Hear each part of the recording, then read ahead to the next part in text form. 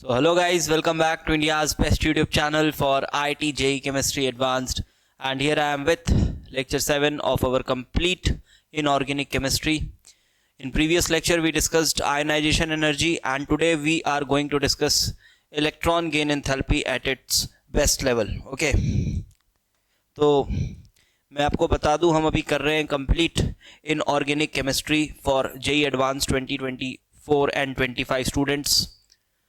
हमने साथ ही साथ फिज़िकल केमिस्ट्री कंप्लीट ख़त्म करी हुई है. फिज़िकल केमिस्ट्री हमने complete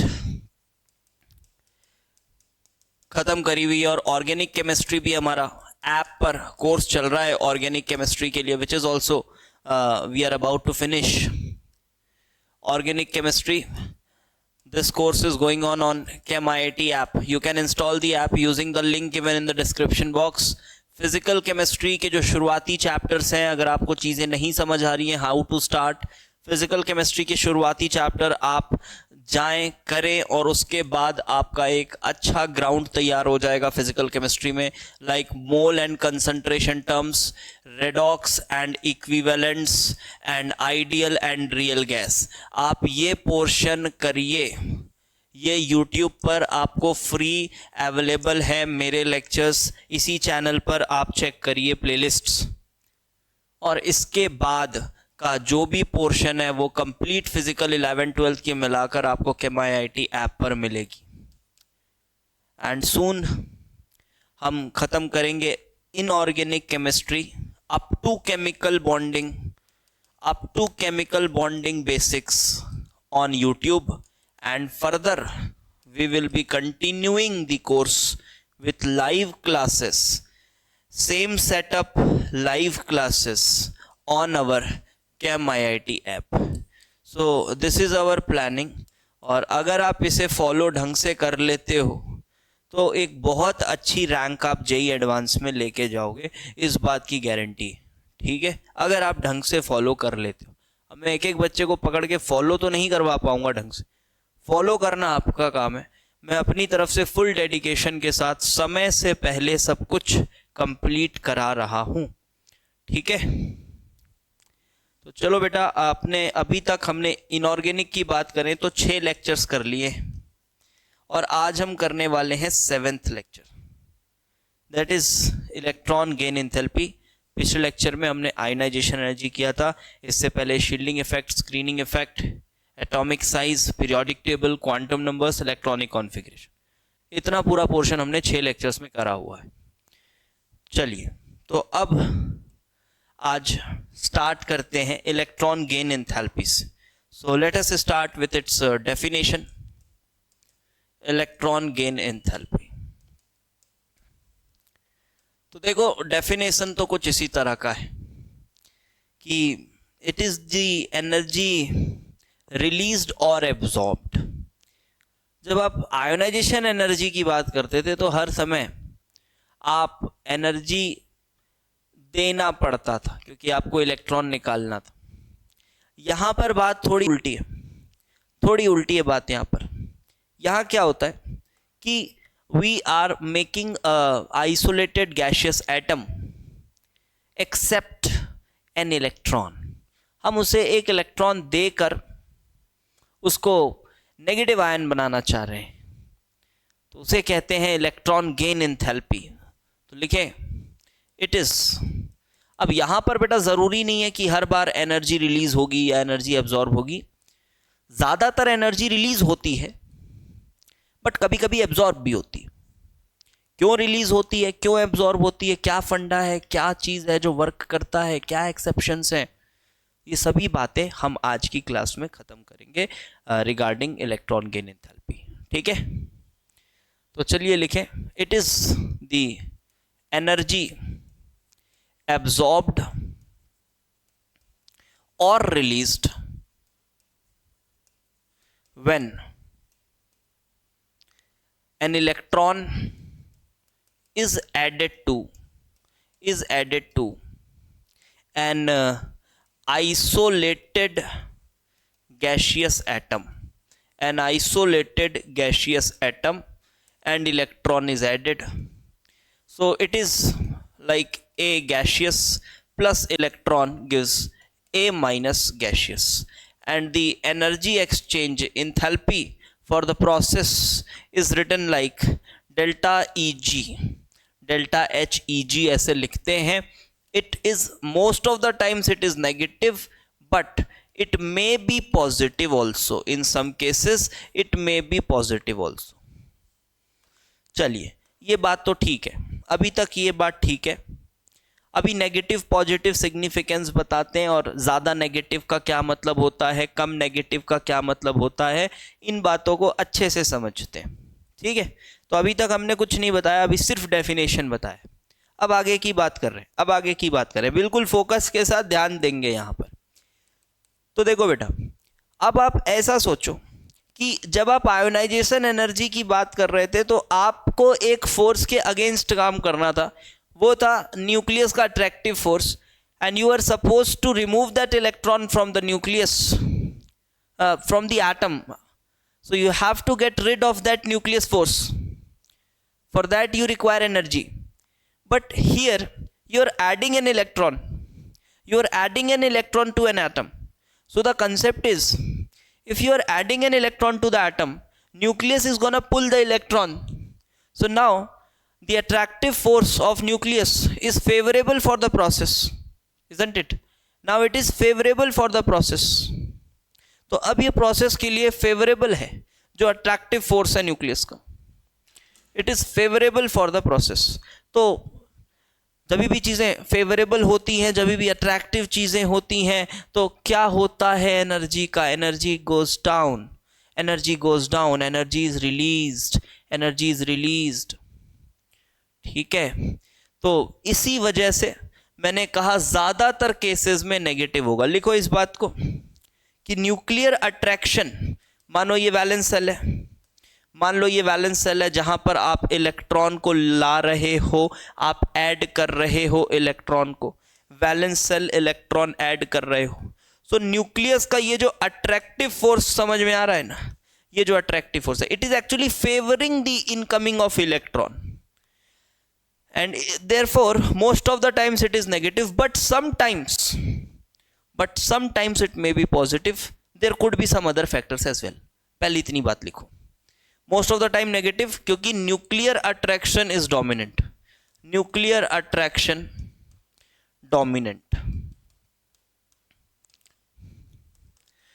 But sometimes it is positive. Then positive होने के पीछे क्या रीजन होता है? देखो पॉजिटिव होने का मतलब, देखो जितना पॉजिटिव वैल्यू आएगा इलेक्ट्रॉन गेन एंथैल्पी का, उसका मतलब क्या होगा? उसका मतलब कि इलेक्ट्रॉन देना उतना ही मुश्किल नजर आ रहा है, और जितना नेगेटिव मतलब उतने अच्छे से इलेक्ट्रॉन एंटर हो रहा है. जितना नेगेटिव मतलब उतने अच्छे से इलेक्ट्रॉन एंटर हो रहा है, उतनी ज़्यादा एक्सोथर्मिक वो प्रोसेस है. अगर फील करना है तो ऐसे ही कर सकते हो, जितना ज़्यादा नेगेटिव उसका मतलब इलेक्ट्रॉन उतने आसानी से एटम में एंटर कर रहा है. अब पॉजिटिव देखो 2-3 फैक्टर्स की वजह से होता है. पहला फैक्टर पॉजिटिव होने का है इलेक्ट्रॉनिक कॉन्फ़िगरेशन. ये फैक्टर होता है. अब कौन सा फैक्टर कहाँ वर्क करता है वो मैं आपको सभी एक एक करके पर्टिकुलर केस करके बताएंगे. तो एक फैक्टर तो है बेटा इलेक्ट्रॉनिक कॉन्फ़िगरेशन, कि मानो अगर एक स्टेबल इलेक्ट्रॉनिक कॉन्फ़िगरेशन है, और आप उस स्टेबल इलेक्ट्रॉनिक कॉन्फ़िगरेशन में अगर इलेक्ट्रॉन डाल रहे हो, तो वो उसके लिए हो सकता है एक्सेप्टेबल ना हो, और रेयर केसेस ऐसे हो सकते हैं जहां पर इलेक्ट्रॉन गेन एंथैल्पी पॉजिटिव हो जाए, हो सकता है वैसा केस. फिर एक चीज और हो सकती है कि मानो आपका जो एटम है उसमें जो इलेक्ट्रॉन प्रेजेंट है, क्योंकि यहां सिर्फ ये अकेला इलेक्ट्रॉन तो आ नहीं रहा होगा, इधर और भी कहीं इलेक्ट्रॉन्स होंगे, तो ये आने वाले इलेक्ट्रॉन को इन इलेक्ट्रॉन्स का रिपल्शन भी मिल रहा है. हाँ, इसका अट्रैक्शन मिल रहा है मानता हूं, लेकिन इसका रिपल्शन भी मिल रहा है, ये भी बोल सकता हूं. उसका रिपल्शन भी मिल रहा है, तो हो सकता है अगर ये रिपल्सन वाला फैक्टर ज्यादा डोमिनेंट हो जाए, क्या पता। ठीक है, तो ऐसा भी हो सकता है कभी कभी कि electronic repulsions become more dominant, हो सकता है। कब होगा आगे देखेंगे। Electronic repulsions, if this becomes more dominant then we may get positive values। समझ आ गई बात इतनी तो। मोस्ट ऑफ द केस में नेगेटिव रहेगा, कभी कभी पॉजिटिव भी हो सकता है। अब देखो, अगर मैं ऐसे लिखता हूं कि एक एटम एक्स है, एक एटम एक्स है, इसकी इलेक्ट्रॉन गेन एंथैल्पी, इसकी इलेक्ट्रॉन गेन एंथैल्पी है -35। फिर एक एटम Y है, इसकी इलेक्ट्रॉन गेन एंथैल्पी है -62। तो क्या हो रहा है यहां पर, यहां पर क्या हो रहा है कि अगर मैं पूछूं कि बताओ कहां इलेक्ट्रॉन आसानी से एंटर कर जाएगा, कहां इलेक्ट्रॉन आसानी से एंटर करेगा, तो आपको पता है कि इसकी वैल्यू जितनी ज्यादा नेगेटिव है, जितनी ज्यादा नेगेटिव है, इसका मतलब वहां ज्यादा एनर्जी रिलीज हो रहा है और वहां इलेक्ट्रॉन ज्यादा आसानी से एंटर हो जाएगा। तो यहां पर more easy for electron to enter, more easy for electron to enter. लेकिन क्या हो रहा था कि जब यहां पर बोला गया चलो बताओ कि ये इलेक्ट्रॉन गेन एंथैल्पी की वैल्यू किसकी ज्यादा बड़ी है, तो ये नेगेटिव साइन ना थोड़ा सा कंफ्यूज करता है, थोड़ा कंफ्यूज करता है ये नेगेटिव साइन। अरे यार वैल्यू बड़ी पूछा जा रहा है, वैल्यू बड़ी तो यार -35 वाली है, अगर साइन के साथ देखा जाए तो -35 वाली वैल्यू थोड़ी बड़ी है। लेकिन यहां पर इलेक्ट्रॉन ज्यादा आसान कहां है जाना, -62 वाली वैल्यू पे। तो अब आपके पास इतना तो सेंस होगा कि वो माइनस साइन एक्चुअली मैग्नीट्यूड से उसका कोई लेना देना नहीं है। माइनस साइन बस ये बता रहा है कि एनर्जी रिलीज हुई है। जिस तरह से आप थर्मोडायनेमिक्स पढ़ते हैं तो हम वहां पर -2 यूनिट ऑफ वर्क बोलते हैं और एक -5 यूनिट ऑफ वर्क बोलते हैं। तो -2 यूनिट ऑफ वर्क बोलते हैं, -5 यूनिट ऑफ वर्क बोलते हैं, तो हम ये थोड़ी ना बोलते हैं नहीं -2 मतलब ज्यादा वर्क हुआ है। अरे माइनस साइन तो बता रहा है कि सिस्टम ने वर्क किया है। -2 मतलब 2 यूनिट वर्क सिस्टम ने किया, तो वो माइनस साइन बता रहा है सिस्टम ने किया। -5 मतलब 5 यूनिट वर्क सिस्टम ने किया, तो माइनस साइन बता रहा है सिस्टम ने किया। इस वजह से जब आपको वैल्यूज देखना है तो इसकी मैग्नीट्यूड देखिए। साइन जो है, जो साइन है वो तो सिर्फ यही बता रहा है कि एनर्जी रिलीज हुई है, एनर्जी रिलीज हुई। तो कंपेयर करते वक्त मैग्नीट्यूड को ही कंपेयर करिए आप मैग्नीट्यूड को ही कंपेयर करिए। लेकिन फिर एक कंफ्यूजन आ रहा था, अच्छा मैग्नीट्यूड को कंपेयर करें, मैग्नीट्यूड को करें, सही है क्या ये सही है? तो फिर एक कंफ्यूजन आ रहा था कि मान लीजिए x है -35 और y है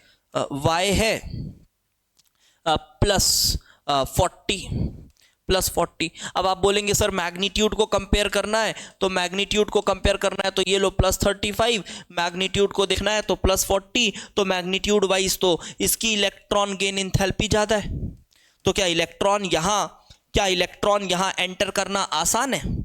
क्या इलेक्ट्रॉन यहां एंटर करना आसान है? अगर हम बोल दें सिर्फ मैग्नीट्यूड को देखो, तो क्या इलेक्ट्रॉन यहां एंटर करना आसान है? नहीं है आसान।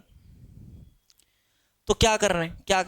अरे थोड़ा सा बेसिक सा दिमाग लगा लो भाई, कि देख भाई तो को ये वैल्यू देखनी है, ठीक है, तेरे को ये वैल्यू देखनी है, मैग्नीट्यूड नहीं देखना, तेरे को बस ध्यान से देख, तो भी पहले वैल्यू देखनी है। अगर तुझे वैल्यू में पॉजिटिव दिख गई, डेल्टा EGH की वैल्यू में, अगर तुझे डेल्टा EGH का वैल्यू पॉजिटिव दिख रहा है, इसका मतलब वहां इलेक्ट्रॉन देना आसान नहीं है। पॉजिटिव मतलब एनर्जी एब्जॉर्ब हो रही है, तो जितना पॉजिटिव वैल्यू आएगा डेल्टा EGH का, जितना पॉजिटिव वैल्यू इलेक्ट्रॉन देना उतना ही मुश्किल, और जितना नेगेटिव वैल्यू आएगी इलेक्ट्रॉन देना उतना ही आसान। तो मैग्नीट्यूड का चक्कर अभी छोड़ो, बस इस चीज को देखो, जितना ज्यादा नेगेटिव, क्या कंक्लूजन लिख रहा हूं मैं क्या कंक्लूजन लिख रहा हूं? More negative delta EGH values more easier for electron to enter the atom.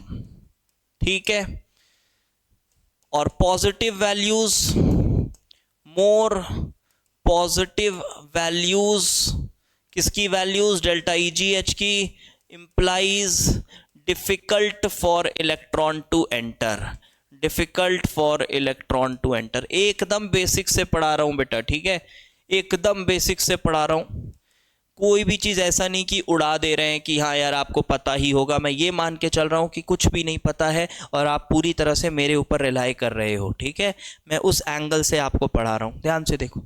लेकिन हाँ, अगर ये चीज आपको इतने बार बताने पे समझ नहीं आई है तो फिर ये मान लो कि आप में खोट है, ठीक है। अगर ये बातें नहीं समझ आई हैं तो आप में खोट है, ये आप मान लीजिए, स्पष्ट बोल रहा हूं एकदम मुंह पे। तो ये देखिए, ये हुआ मोर नेगेटिव, ये मोर पॉजिटिव, ये तो बात ठीक है सर, बात ठीक है। अब ना क्या हुआ, एक टर्म और डिफाइन कर दिया गया। ये पॉजिटिव नेगेटिव लोगों को हो सकता है अजीब लग रहा होगा, तो एक टर्म और डिफाइन कर दिया गया। That term is electron affinity. ये टर्म डिफाइन कर दिया गया, इलेक्ट्रॉन एफिनिटी। अब एफिनिटी मतलब आपको पता ही है, चाह, किसी भी चीज की चाह, ऐसा बोल सकते हो आप। तो electron affinity, it is just negative of electron gain enthalpy, ठीक है, it is just negative of electron gain enthalpy. दोनों में पहले टर्म्स को समझ लेते हैं, फिर वेरिएशन देखेंगे आगे कैसे कैसे किसका वेरिएशन होता है। पहले टर्म्स को समझ लीजिए। आई होप आपको इलेक्ट्रॉन गेन एंथैल्पी समझ आ गया होगा अभी तक। इलेक्ट्रॉन गेन एंथैल्पी क्या है ये तो समझ में आ गया होगा, बिल्कुल कोई कंफ्यूजन नहीं रहना चाहिए। ये मैंने पहले डेफिनेशन लिखा, फिर बताया मैंने नेगेटिव पॉजिटिव दोनों हो सकता है, फिर बताया नेगेटिव होने के पीछे जो रीजन समझ में आता है वो न्यूक्लियर अट्रैक्शन अगर डोमिनेंट है तो वो नेगेटिव होगा। पॉजिटिव होने के पीछे दो रीजन मुझे समझ में आता है, एक प्रेजेंट, पहले से प्रेजेंट इलेक्ट्रॉन का रिपल्सन, दूसरी बात इलेक्ट्रॉनिक कॉन्फ़िगरेशन, अगर अच्छी खासी इलेक्ट्रॉनिक कॉन्फ़िगरेशन है और अगर आप उसको डिस्टर्ब कर रहे हो तो हो सकता है कि वो वैल्यू पॉजिटिव हो जाए, और पॉजिटिव होने का मतलब इलेक्ट्रॉन आसानी से नहीं आ पा रहा है।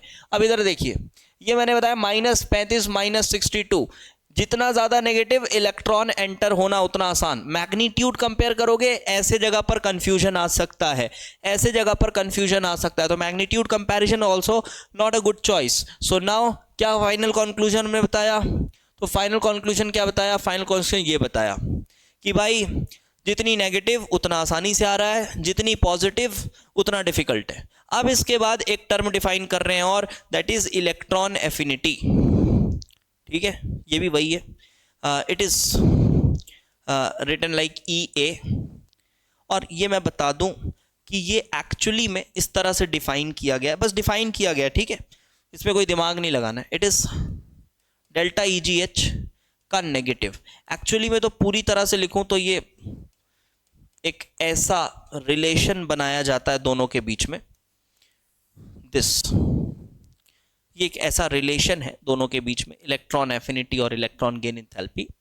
तो मैं ऐसा बोलूंगा, अगर मेरे को एकदम स्टिक रहना है रूल्स के साथ, तो इट इज बेटर टू से कि electron gain enthalpy is equal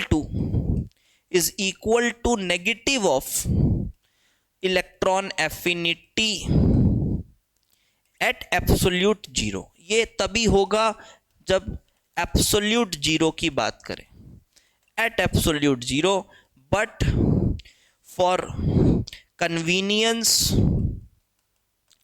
क्योंकि हमें यार कंपैरेटिवली स्टडी करनी है ना, क्या ही फर्क पड़ता है वो 5/2 RT से, वो तो सेम टेम्परेचर पे आप सबका कंपेयर करोगे तो वो वैल्यू सबके लिए सेम रहेगी।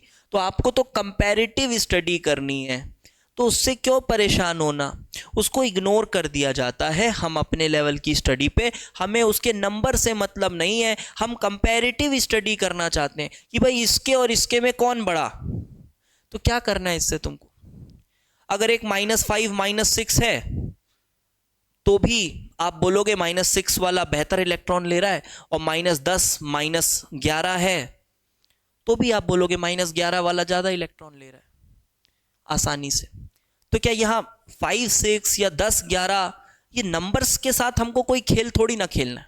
हमको बस ये देखना है कि हाँ उन दोनों में -6 मतलब ज्यादा कौन है ये देखना है, या उसमें ज्यादा कौन है हमें तो ये देखना है। तो इसको इग्नोर कर दिया जाता है हमारे लेवल की स्टडीज पर, ठीक है। So for convenience it is better to say that delta EGH is approximately same as minus electron affinity, और आज से आप कसम खाइए कि आप इसी को सत्य मानेंगे, आप इसी को सत्य मानेंगे।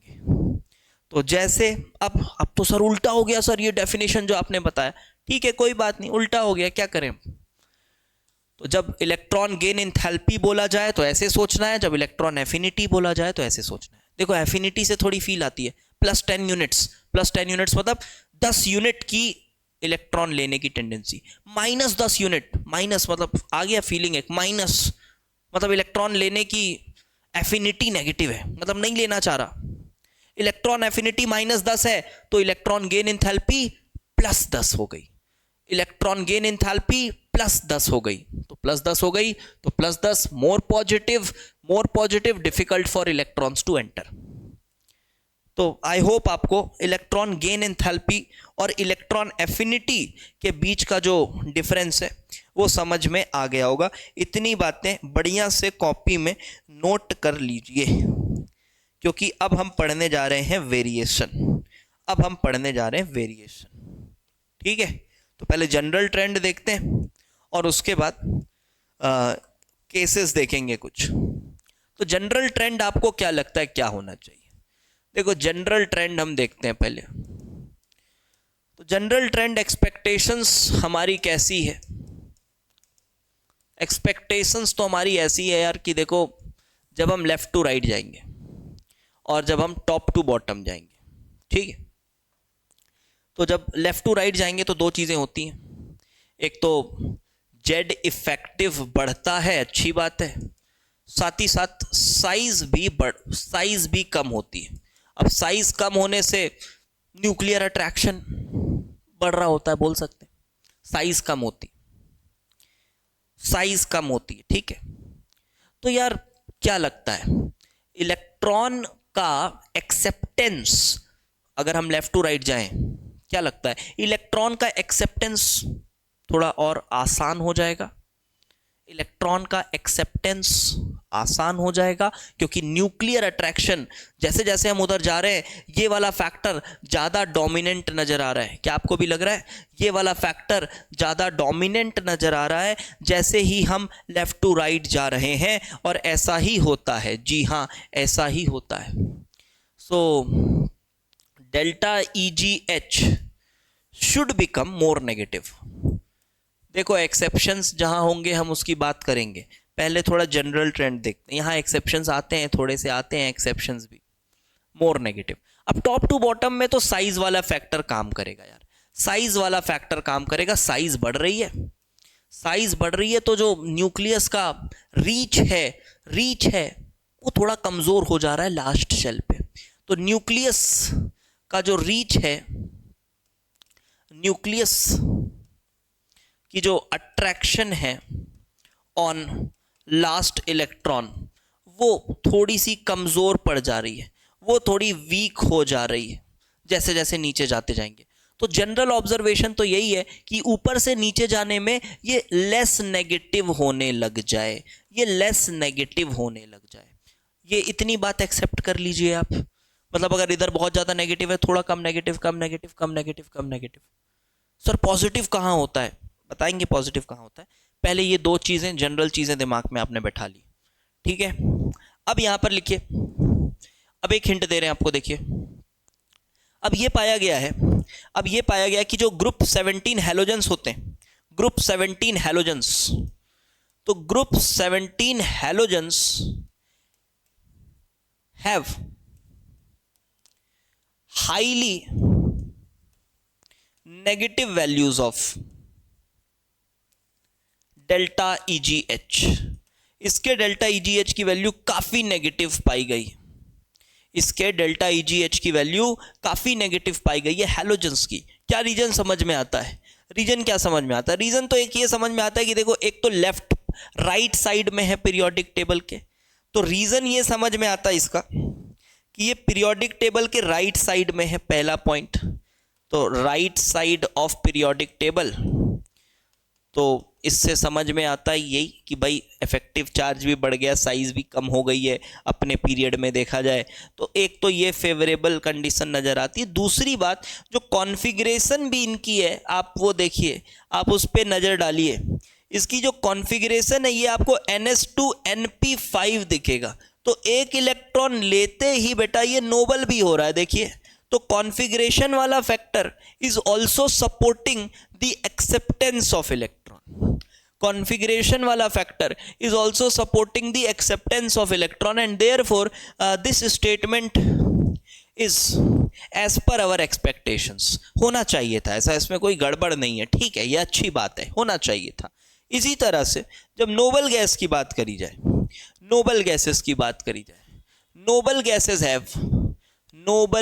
gases have highly positive, high positive values of delta EGH। मैं डेल्टा EGH की वैल्यूज को लेकर ही बात करूंगा, आपको इलेक्ट्रॉन एफिनिटी से सोचना है, उससे भी सोच लीजिए, बस साइन उल्टा हो जाता है, बाकी वैल्यूज से हमको कोई खास लेना देना नहीं है, इसलिए हमने दोनों को रफली बराबर माना हुआ है, बस that's it.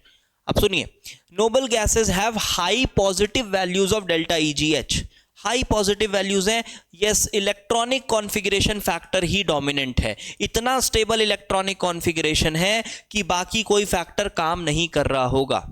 Ultimately data he matter करता है भाई, डेटा के सपोर्ट में बोलना है, ऐसा नहीं डेटा कुछ है तो उसके खिलाफ विद्रोह में बैठ गए अपन, अनशन कर रहे हैं, नहीं ऐसा नहीं हो सकता, ऐसे नहीं होता है। जो डेटा बोल रहा है बस उसके सपोर्ट में कुछ बोलना है कि yes this may be possibly because of this. Okay, this is the way to understand the periodic properties and periodicity, समझने का यही तरीका है बस। Okay, so electronic configuration may be the most dominant factor for it. Electronic configuration may be the dominant reason, may be the dominant reason. ठीक है, अब चलो कुछ बातें और करते हैं। अब हम आते हैं थोड़ी स्पेसिफिक कंपैरिजन में। अब स्पेसिफिक कंपैरिजन के लिए मैं थोड़े डेटा लिखाऊंगा आपको, और आप डेटा लिख लीजिए, और फिर डेटा में देखेंगे कौन कौन सी बातें याद रखने लायक। पूरा डेटा तो याद नहीं रखना है, उसमें कुछ इंपॉर्टेंट पॉइंट्स हैं जो याद रखने हैं, वो रखिएगा, ठीक है। तो उससे पहले ये लिख लो, चलो एक फॉर्मेलिटी की तरह लिख लो कि delta EGH values depends on, वैसे बता चुका हूं मैं बट एक बार लिख लो, it depends on the first thing, it depends, it depends on radius या size increase.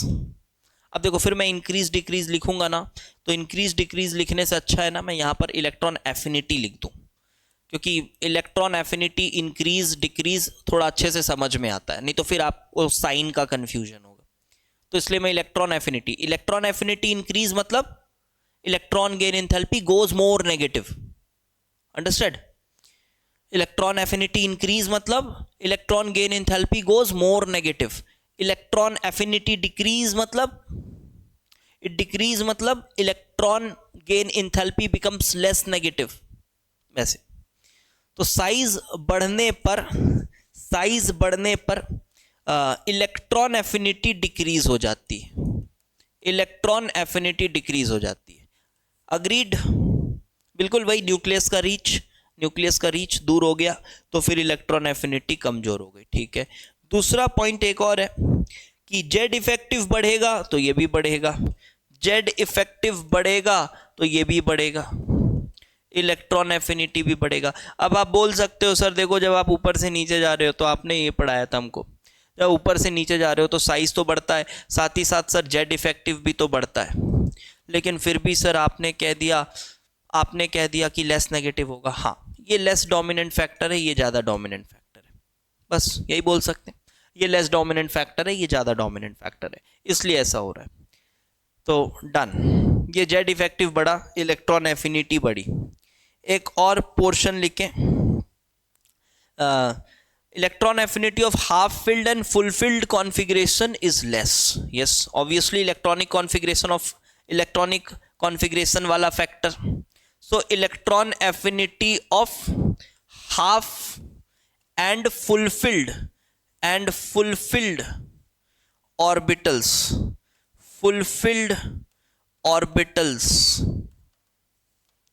is generally less. ये लेस होता है, ये छोटा होता है। ये भी पॉइंट ठीक है, ये भी पॉइंट समझ में आता है। Okay, and same principal quantum number पे अगर आप ऐड कर रहे हो, electron affinity of adding electron in same shell but different orbitals, same cell but different orbitals follows the order. क्या order follow करेगा? Obviously we say that s orbitals are more penetrated towards nucleus, it is more closer to nucleus and hence it experiences much more attraction by nucleus, hence electron going in that orbital may experience a more force of nucleus and therefore it will be more negative electron gain enthalpy और electron affinity बोलो तो higher electron affinity। तो ये order SPDF। लेकिन फिर से बताऊं, इसमें कभी कभी इलेक्ट्रॉनिक रिपल्शन वाला फैक्टर भी काम में आ जाता है और वहां सब कुछ बिगड़ जाता है। पांचवा पॉइंट लिखिए, electronic repulsions decreases electron affinity. एक ये भी पॉइंट।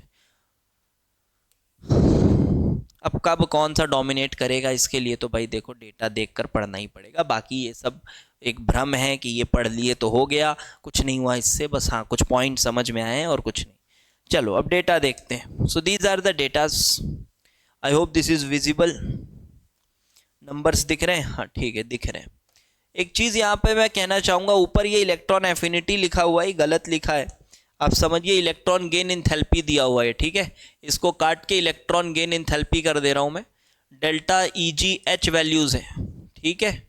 इलेक्ट्रॉन एफिनिटी लिख दिया है, ये एक्चुअली में इलेक्ट्रॉन गेन इंथैल्पी वैल्यूज़ दी हुई है। Okay, don't get confused. अब देखो, तो इलेक्ट्रॉन गेन इंथैल्पी सेट कर लो दिमाग में, उसी तरह से सोचना है। इलेक्ट्रॉन गेन इंथैल्पी के एंगल में सोचना है, ठीक है सर। तो देखो क्या नज़र आ रहा है। पहली चीज़ जो नज़र आ रही है ना, वो तो दिख रही है आपको नोबल गैस, देख लो, दिख रहे हैं नोबल गैस की सभी पॉजिटिव वैल्यू। एक तो ये नज़र आ रहा है। लिखना क्या है आपको वो मैं बता रहा हूँ। Look at this. यहाँ से देखो, आप सेकेंड पीरियड को देखो, और आप थर्ड पीरियड को देखो, कुछ इंटरेस्टिंग पॉइंट निकल कर आएगा। फिर आप फोर्थ पीरियड को देखो। अब आप ऊपर से नीचे आओ, इसमें थोड़ा पहले ऊपर से नीचे आओ, क्या दिख रहा है? हाइड्रोजन -73, अच्छा खासा मैग्नीट्यूड है। थोड़ा कम हो गया मैग्नीट्यूड, मतलब अभी इलेक्ट्रॉन एक्सेप्टेंस थोड़ा सा उतना आसान नहीं है जितना हाइड्रोजन में था। अब यहां पर थोड़ा और कम हो गया, यहां थोड़ा और कम हो गया, यहां थोड़ा और कम हो गया। तो एल्कली मेटल्स की बात करता हूं। पहला पॉइंट लिखते हैं अपन, ठीक है। पहला पॉइंट लिखते हैं, जो पॉइंट बोल रहा हूं वही पॉइंट कॉपी में लिखना है बढ़िया से। पहला पॉइंट लिखिए आप के लिए, alkali metals delta EGH, there is smooth decrease down the group, there is smooth decrease, maybe because of what? It may be because of size increase factor, size increase factor, it must be dominant. Okay fine, okay fine, और सभी की values negative है, ठीक है, सभी की values negative है, ये भी लिख लीजिए. But when we come across this, when we come across this, look at the values. Now when we talk about this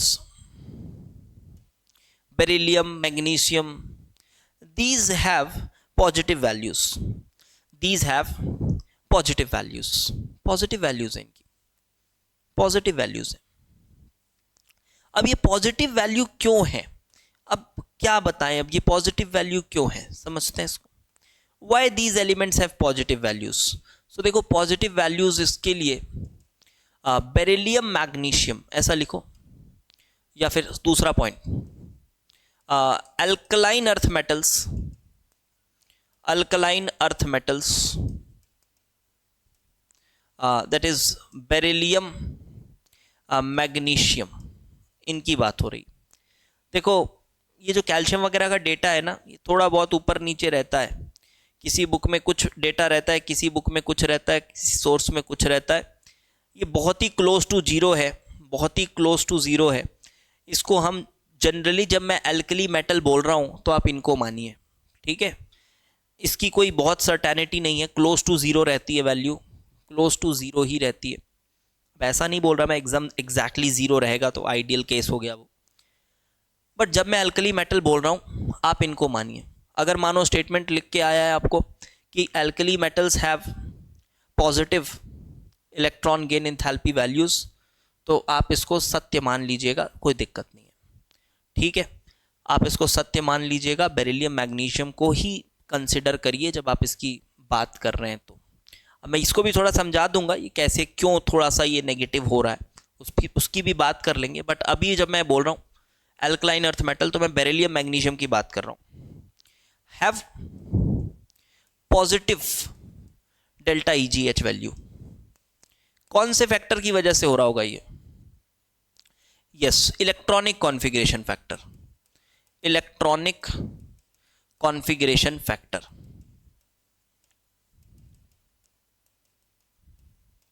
ये इलेक्ट्रॉनिक कॉन्फ़िगरेशन फैक्टर की वजह से ऐसा हो रहा होगा जब हमने इलेक्ट्रॉनिक कॉन्फ़िगरेशन फैक्टर की बात की. क्योंकि इलेक्ट्रॉनिक कॉन्फ़िगरेशन में क्या हो रहा है कि इसके पास एक फुलफिल्ड कॉन्फ़िगरेशन है. बेरिलियम की बात करी जाए 1s2 2s2 2p6, sorry 1s2 2s2 ये, एंड देन आप बात करिए magnesium, so 1s2 2s2 2p6 3s2.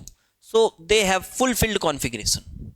They have fulfilled configuration in the last cell. They have electrons. अब देखो क्या होता है, मैं कैल्शियम और इसकी बात अभी फिलहाल नहीं कर रहा हूँ, पहले मैं इनको डिस्कस करता हूँ, उसके बाद आपको मैं इसके बारे में बताऊंगा, स्किप नहीं करूँगा, बता दूंगा, ठीक है.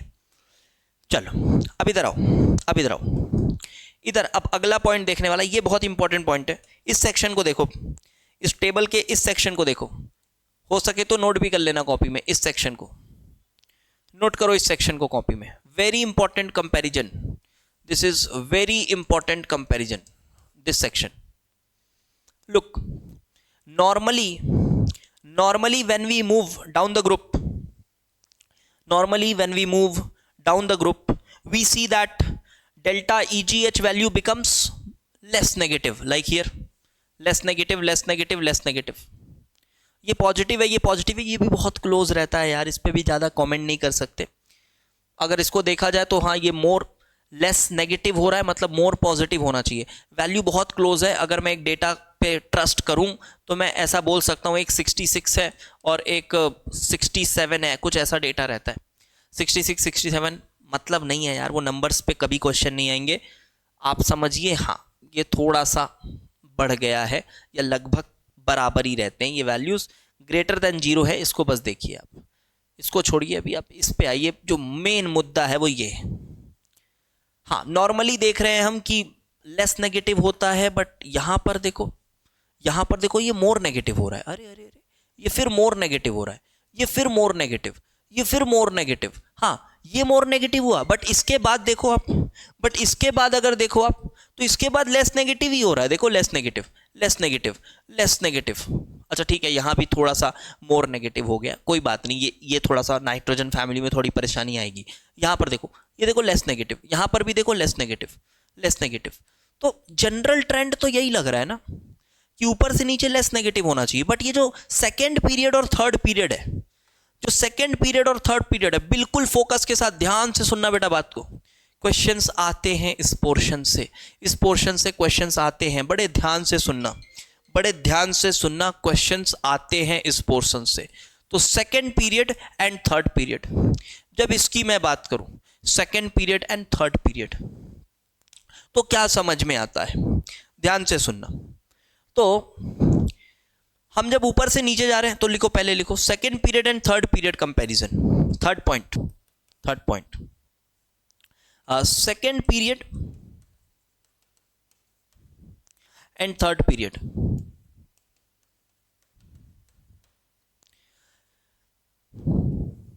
Going down the group, when we are going down the group from second period, third period, when we are comparing both, so it has been found that third period elements have more negative values. They have more negative delta EGH values. इसकी delta EGH values ज़्यादा negative है, इसकी delta EGH values ज़्यादा negative है, ये ज़्यादा negative है इसके comparison।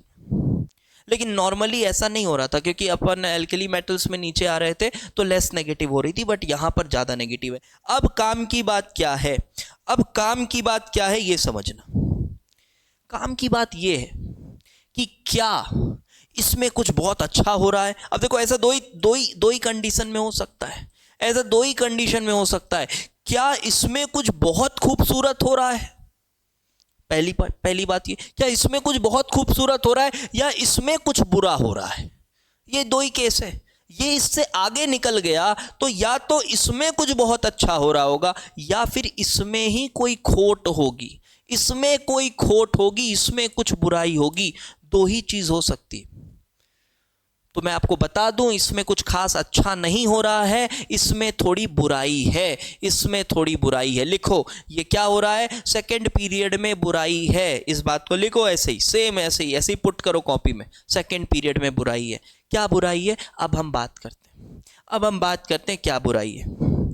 तो सेकंड पीरियड में एक्चुअली में ऐसा माना गया है कि साइज छोटा है, साइज छोटा है भाई, साइज छोटा है, सेकेंड पीरियड का साइज छोटा है, और साइज छोटा है तो अब इशारा तो आप समझ ही रहे होगे, साइज छोटा है तो जो इलेक्ट्रॉन आने वाला है उसको रिपल्सन्स मिलेंगे, क्योंकि ऑलरेडी जो इलेक्ट्रॉन प्रेजेंट है वो छोटे साइज में अकोमोडेट हुए हैं, तो आने वाले इलेक्ट्रॉन को रिपल्सन मिल सकता है, और वो रिपल्सन फोर्सेस इतने ज़्यादा होंगे कि सेकेंड पीरियड वालों की वैल्यूज जितनी नेगेटिव होनी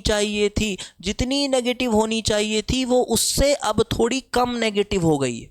फिर वही बात, थर्ड पीरियड में कुछ बहुत अच्छा नहीं हो रहा है, क्या हो रहा है, सेकेंड पीरियड में बुरा हो रहा है। सेकेंड पीरियड की जो इलेक्ट्रॉनिक रिपल्शन वाला फैक्टर है वो वहां लग रहा है और कहीं नहीं लगता। इलेक्ट्रॉनिक रिपल्शन वाला फैक्टर छोटे घरों में लगता है, बस सेकेंड पीरियड में लगता है, नीचे नहीं देखने को लगता। फिर आप ये मत बोलना कि सर थर्ड पीरियड और फोर्थ पीरियड में और कम रिपल्शन होगा। अरे भाई, थर्ड पीरियड तक रिपल्शन खत्म हो गया, अब रिपल्शन वाले फैक्टर को नहीं देखना है, फिर वो साइज वाला फैक्टर आ गया, फिर वो साइज वाला फैक्टर आ गया, समझ आ रही है बात, फिर वो साइज वाला फैक्टर आ गया। तो क्या हुआ होगा, डेटा को देखो, यहां पर रिपल्शन हुआ, ठीक है, अब यहां पर इलेक्ट्रॉनिक रिपल्शन हुआ, अब रिपल्शन की वजह से वैल्यू जितनी नेगेटिव होनी चाहिए थी उससे कम नेगेटिव हुई, बट यहां नॉर्मल है -43। अब रिपल्शन वाला फैक्टर खत्म, अब यहां पर रिपल्शन खत्म ही है, रिपल्शन थोड़ी ना, अब यहां तो साइज वाला फैक्टर काम कर रहा है। लिखो बात को, समझ आई होगी बात। बोरॉन, एल्यूमिनियम, गैलियम, यहां तक लिखें तो साइज कम तो inter electronic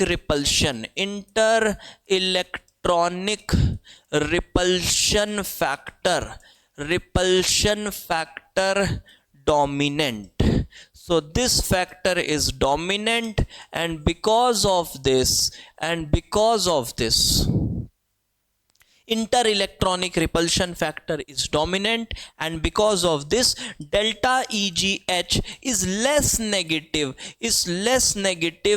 than expected, is less negative than expected. Okay, बहुत ही जरूरी बात है। अब इसमें मैं आपको अभी आऊंगा, नाइट्रोजन पे आऊंगा, देखो पॉजिटिव दिख रहा है, वो भी आएंगे उस पे।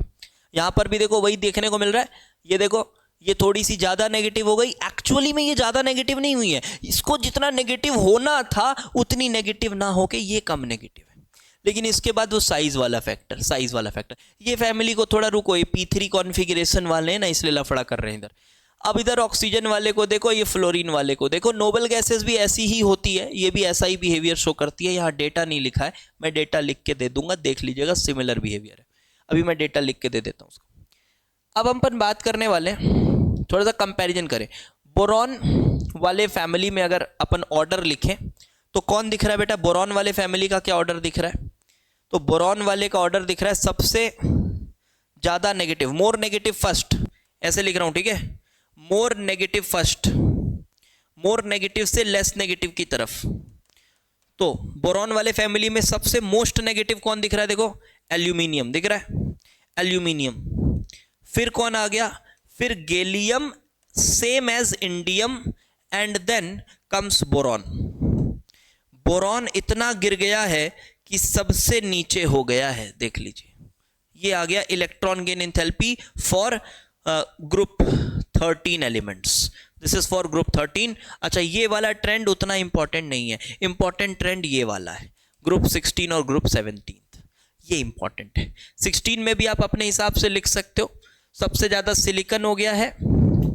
अब देखो इसमें और इसमें कंपैरिजन कर पाना पॉसिबल नहीं है, वो याद ही करना पड़ेगा कि ये नीचे हुआ है, बट कितना नीचे हुआ है वो कोई ट्रेंड नहीं है कि वो थर्ड पे जाएगा, नहीं मैं सेकंड पे जाऊंगा, ऐसा कुछ नहीं। अबे वो कहाँ गया, वो उसका क्या पता तेरे को, वो याद करना पड़ेगा, ठीक है? इतनी सेंस तो रखा होगा तेरे पास। अब इधर इसको देख ले, तुम अपने हिसाब से देख ले। मैं कहता हूं ऑक्सीजन और ये दो फैमिलीज को याद रखना, ये दो फैमिलीज को याद रखना। देखो वैल्यूज ध्यान से देखो, फ्लोरीन कम हुआ है, क्लोरीन सबसे ज्यादा नेगेटिव है, क्लोरीन सबसे ज्यादा नेगेटिव है, उसके बाद आपका फ्लोरीन ही है, फिर ब्रोमीन और फिर आयोडीन, याद रखना वैल्यूज। चलिए आइए, सो ग्रुप 16 और ग्रुप 17 मैं आपको सजेस्ट करूंगा कि आप याद रखिए, ग्रुप 16 ग्रुप 17 याद रखिए। हाँ 13 14 भी याद रख सकते हो तो रख लो, हाँ 15 को याद रखने की जरूरत नहीं है, वो तो थोड़ा इरेगुलर सा ट्रेंड है, उसको याद रखने की जरूरत नहीं है। ग्रुप 16 ग्रुप 17, ऑक्सीजन कितना गिर गया? सबसे नीचे चला गया भाई, सबसे नीचे। तो सल्फर, देन सेल्यूरियम, देन टेल्यूरियम, फिर ऑक्सीजन। पोलोनियम वगैरह की बात नहीं करते, ये चार चीजों की बात करते हैं। देख लीजिए वैल्यू समझ आ रही है, -141, -200, -195, -190।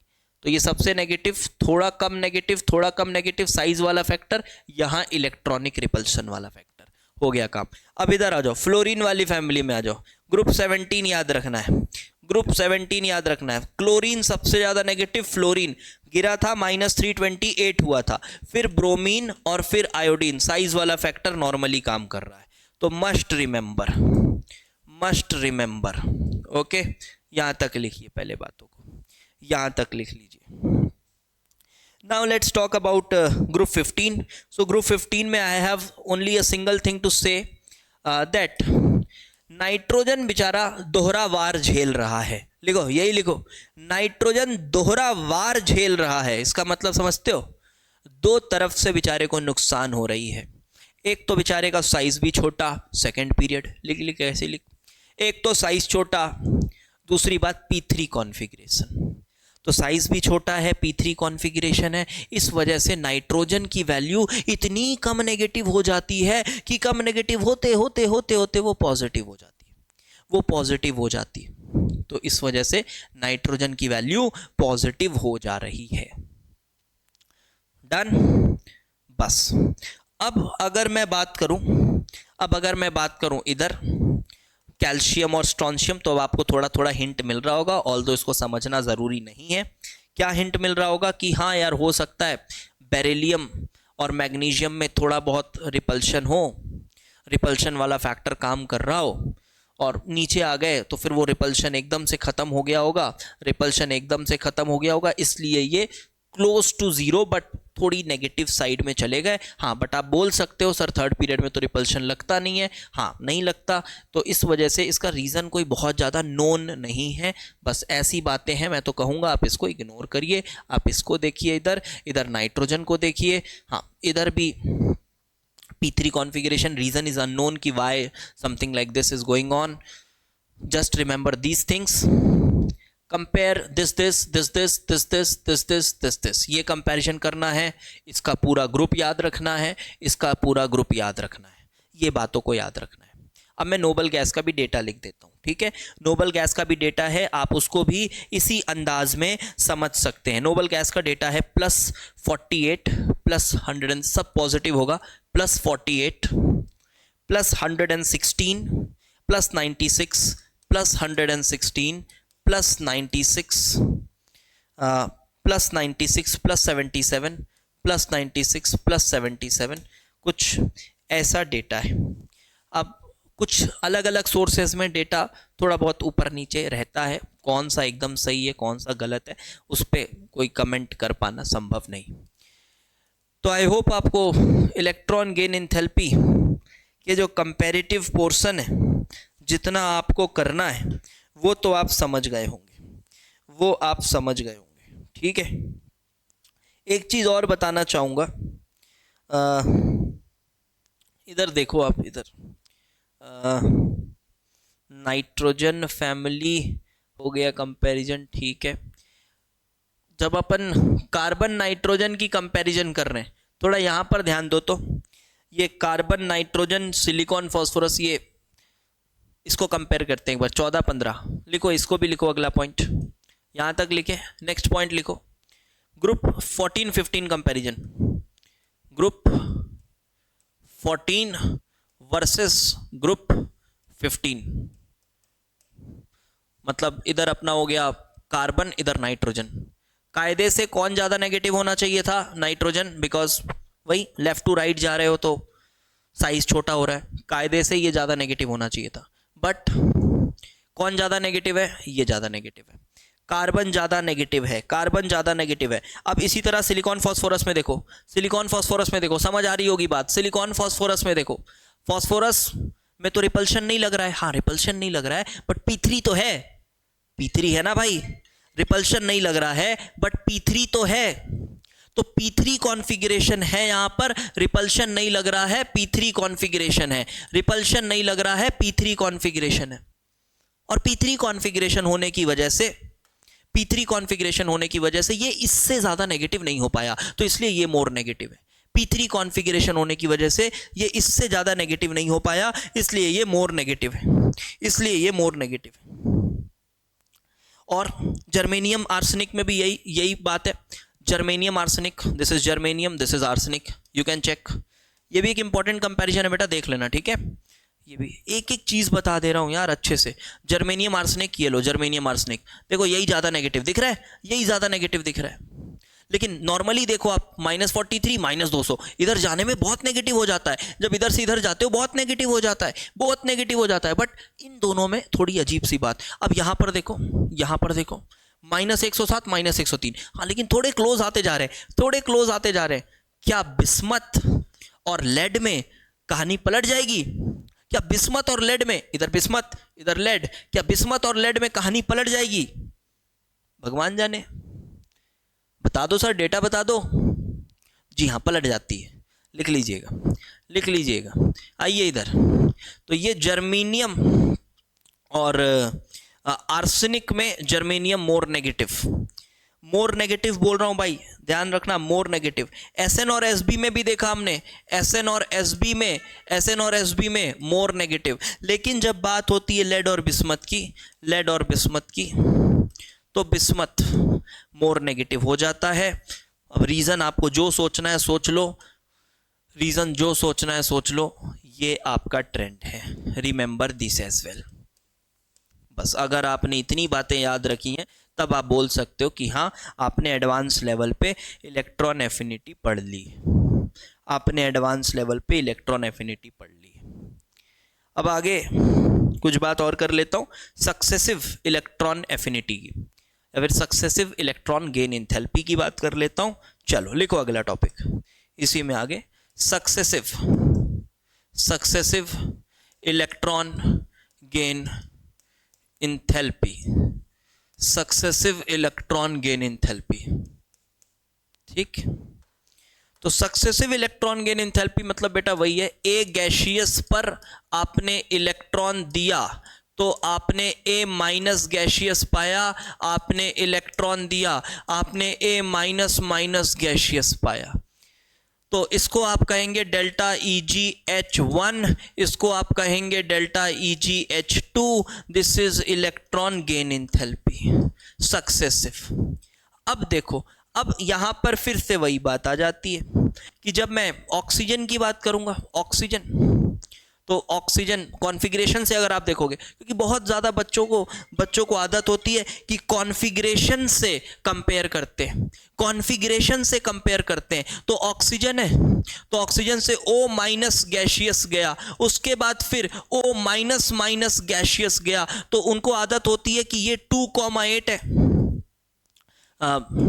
ये 2,6 है, तो फिर 2,7 और फिर ये 2,8। तो उनको ऐसा लगता है कि यार हाँ, इलेक्ट्रॉनिक कॉन्फ़िगरेशन के हिसाब से देखा जाए, जब इलेक्ट्रॉनिक कॉन्फ़िगरेशन के हिसाब से देखा जाए तो ये तो बहुत आसान काम है, क्योंकि ये नोबल हो रहा है, क्योंकि ये नोबल हो रहा है। इलेक्ट्रॉनिक कॉन्फ़िगरेशन से देखा जाए तो ये नोबल हो रहा है। तो अच्छा सर, फिर ये तो नेगेटिव है, अभी आपने बताया कि इसका डेल्टा EgH1 तो नेगेटिव है, -141 है, ये नेगेटिव है, ये तो और ज़्यादा नेगेटिव होना चाहिए, ये तो और ज़्यादा नेगेटिव होना चाहिए, क्योंकि ये तो नोबल हो रहा है।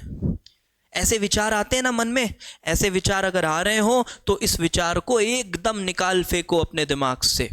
जैसे आयोनाइजेशन एनर्जी में बताया था ना मैंने, IE1 से हमेशा IE2 बड़ा होता है, फिर IE3 बड़ा होता है। वैसे ही यहाँ भी ये वैल्यू जो है ना डेल्टा EgH2, ये हमेशा पॉजिटिव होती है माय डियर, ये हमेशा पॉजिटिव होती है। Yes, this is always positive, this is always positive, because ऐसा माना जाता है कि एक नेगेटिवली चार्ज्ड एटम पे, लिखो इस बात को, एक नेगेटिवली चार्ज्ड एटम या आयन पर इलेक्ट्रॉन डालना हमेशा एंडोथर्मिक प्रोसेस होगा। लिखो, एक नेगेटिवली चार्ज्ड आयन पर इलेक्ट्रॉन डालना हमेशा एंडोथर्मिक प्रोसेस होगा, irrespective of its electronic configuration. कितना भी स्टेबल कॉन्फ़िगरेशन हो रहा हो, वो एक एंडोथर्मिक प्रोसेस होगा। लेकिन हाँ, अगर आप इसकी और किसी और की डेल्टा EgH2 कंपेयर करो, जैसे IE2 कर रहे थे, तब ये कंपैरेटिवली लेस पॉजिटिव होगा। लेकिन हाँ, कंपेयर आपको उसका भी IE2 करना होगा, जैसे डेल्टा EgH2 करना होगा, कंपेयर दूसरी वाली, क्योंकि आप चार्ज वाले फैक्टर को सेम करो। एक ये नेगेटिवली चार्ज है, इसमें इलेक्ट्रॉन डालना, कोई और एक एटम ले आओ, वो भी नेगेटिवली चार्ज है, उसमें भी इलेक्ट्रॉन डालो। तो समझिए इस बात को। Okay, so this is something about a successive electron gain enthalpy, successive electron gain enthalpy.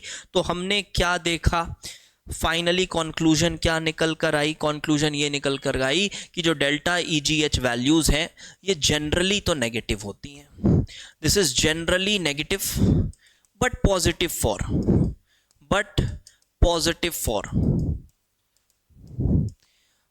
For पहला एल्कलाइन अर्थ मेटल्स। देखो, एल्कलाइन अर्थ मेटल्स किसी डेटा में कहता है कैल्शियम और बेरियम वाला हल्का पॉजिटिव है, कोई कह रहा है -1 -2 है। तो मैं तो यही मान लेता हूं कि alkaline earth metals total overall positive value लेकर चलते हैं। दूसरी चीज और किसके लिए पॉजिटिव थी? नोबल गैसेस, नोबल गैसेस के लिए पॉजिटिव थी। ठीक है, ये भी पॉजिटिव, ये भी। फिर तीसरी बात for nitrogen atom only.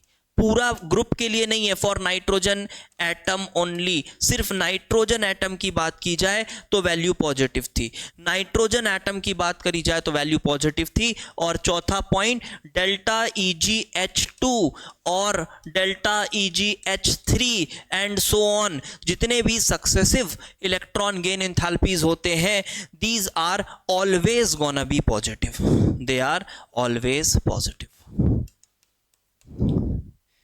So yes, this is all about electron gain enthalpy and electron affinity. I hope you have enjoyed this and you have understood each and every point at a good level. So in the next class we'll be doing some basic questions on electron gain enthalpy and ionization enthalpy combinedly, and then we'll be introducing some more topics like electronegativity. We will be introducing electronegativity in the next class, and also we'll be doing some basic problems based on ionization energy and electron gain energy. तो बिल्कुल notes proper बनाए रहें, copy अच्छे से maintain करें, copy ही सब कुछ है, उसके बाहर से कुछ नहीं पढ़ना है, जो भी है आपको सब यहाँ बताया जाएगा, बस आपका काम है अच्छे से फॉलो करिए। इस साल बहुत ही अच्छे रैंक्स हमने इनऑर्गेनिक केमिस्ट्री और फिजिकल केमिस्ट्री के कोर्सेज़ के थ्रू दिए हैं अक्रॉस इंडिया, बहुत ही अच्छे ranks, 2 digit ranks, 3 digit ranks, ठीक है। और ये कोई ऐसा रैंक नहीं बोल रहा मैं कि किसी को परचेस कर लिए रैंक और बोलवा दिए उससे कि हाँ यार ये बोल दो यार ऐसा है वैसा है। जेन्युइनली बच्चे लाइव क्लासेस में रहे हैं और बहुत एक्टिव रहे हैं, कई बातों को बहुत अच्छे से फॉलो किए हैं, तब जाकर वो रैंक अचीव किए। तो आप भी ऐसा कर सकते हैं, जुड़े रहिए, पढ़ते रहिए बढ़िया से। और ऐप इंस्टॉल नहीं किए हो तो ऐप इंस्टॉल करो, ऑर्गेनिक केमिस्ट्री की बहुत ही कंसाइज्ड मस्त तरीके से कोर्स चल रही है, ऑलमोस्ट ख़त्म होने वाला है। आप कंपेयर अगर कहीं से करोगे आप पाओगे बहुत कम लेक्चर्स हैं हमारे, और उन कम लेक्चर्स में भी सब कुछ बहुत इफेक्टिवली कंप्लीट किया गया है विथ क्वेश्चंस, ठीक है, विथ क्वेश्चंस। बहुत मज़ा आएगा, आप चाहें तो आप उसको ले सकते हैं, ठीक है। So do share the videos also. Thanks for watching.